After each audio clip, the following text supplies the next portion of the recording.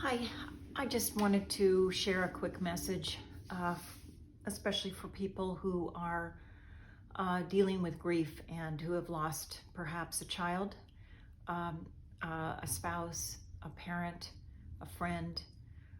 And I know a lot of people have been going through um, these kinds of grief moments uh, in the last couple of years. And I was thinking about my son, who I lost almost 10 years ago in August. His name is Chase.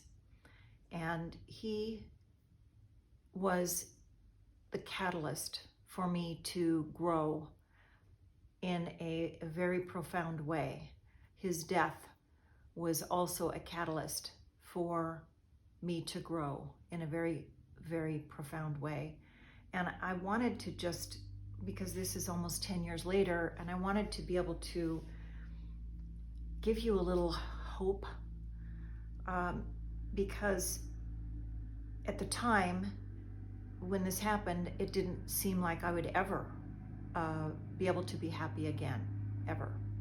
And because of that, I didn't want to be here anymore. I thought that it was kind of the end for me, and I did run away from my life at that time. It affected me deeply, and I was lost, for all intents and purposes. But a couple of things happened to me when I was going through all of that, and I just wanted to share. 3 months before my son died, I had this unbelievable passion all of a sudden to start painting with like acrylics.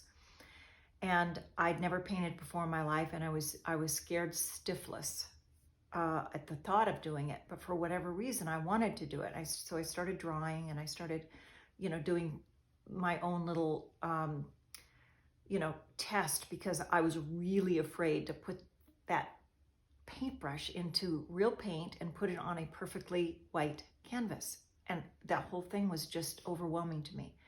So I started drawing. And once I started realizing that there was contrast, then I was able to go and paint, which I painted this huge cement wall that was surrounding my house that I had at the time.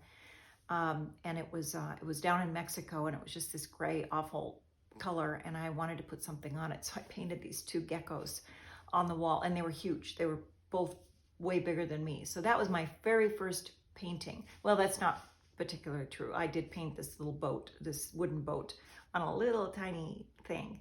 And I thought, okay, I did it. I put paint, on my brush, and I put it on canvas. But anyway, the first real,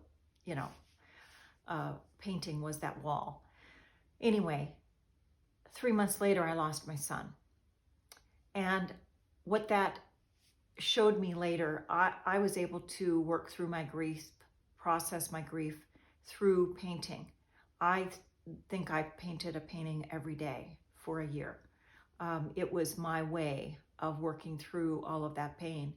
And also, as a human being, we are creative beings. We create through our mind, our thoughts, through our words, and through our actions and visions. And through those emotions where we're thinking about certain things, we manifest. And I knew that I was still, even though I was processing my pain through the paintings, I was still not pulling myself out of the pain. So the next thing that I did was that I went and I got certified by HeartMath, and I learned how to breathe into my heart and basically lead my life from my heart space and get out of my mind and get out of my thoughts.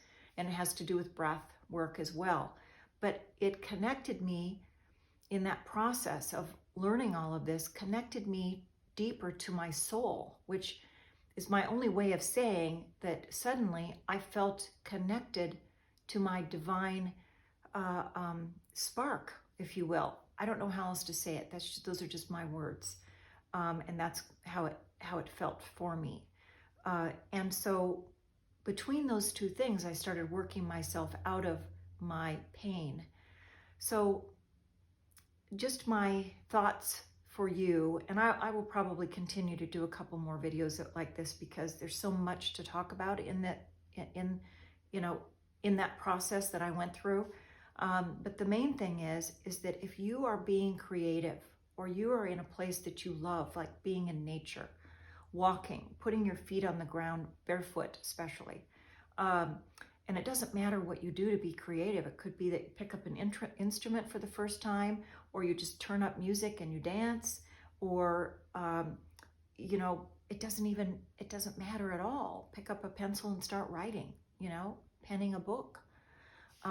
It doesn't really matter what you do as long as you do something that is creative, because then that divine spark comes in and comes out through the soul, through the heart, to help you realize that you are still alive and your loved one is with you. And it doesn't mean your life ends, but you do have to look at it differently. And eventually you will see the process, as perhaps you will, as I did, which was his final gift to me, was to wake me up to who I truly am and to my life's true soul path. And that is, you know, the quickest and easiest way for me to just say, hang in there. Time is your friend. And within time, you will see. And you will see many, many things. But create. Do your creating. Thank you so much. And I'm thinking of all of you who have lost someone, especially a child, because there is no greater loss.